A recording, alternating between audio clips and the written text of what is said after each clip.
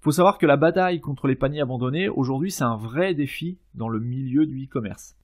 Alors, les causes des paniers abandonnés, il y a plusieurs études qui ont été faites, et d'après plusieurs enquêtes d'une société qui s'appelle Sales Cycle, on en ressort certaines causes qui reviennent régulièrement. Alors bien évidemment en fonction des sites, en fonction de la thématique, voilà, on n'est pas sur une liste exhaustive, mais là on est vraiment sur les principales causes, en règle générale, qui génèrent de l'abandon de panier.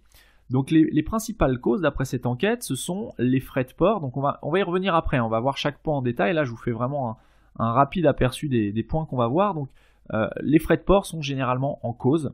On a aussi une des causes qui revient régulièrement, c'est l'obligation de créer un compte sur votre site.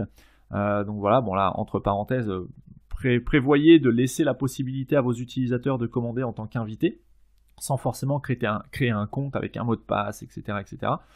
Une autre cause qui revient régulièrement, c'est le fait de faire des recherches sans intention d'achat. Donc ça fait partie des paniers que vous ne pourrez quasiment jamais transformer, puisque vous ne pouvez pas obliger les personnes qui viennent sur votre site à finaliser un achat, ou ne serait-ce qu'à avoir une intention d'achat. Vous pouvez avoir quelqu'un qui arrive sur votre site, qui n'a pas l'intention d'acheter, mais pour voir un petit peu comment vous gérez vos frais de port et tout ça, quel est le montant des frais de port, juste par curiosité, vont ajouter des produits au panier. Bon là c'est des paniers qui sont perdus dès l'arrivée même du visiteur, puisqu'ils n'ont pas d'intention d'achat. Bien entendu, les paniers qu'on va essayer de transformer, c'est des personnes qui ont un minimum d'intention d'achat dans la tête, et donc c'est cela qu'on va essayer de rattraper, puisqu'en théorie c'est la majorité des personnes qui viennent sur votre site.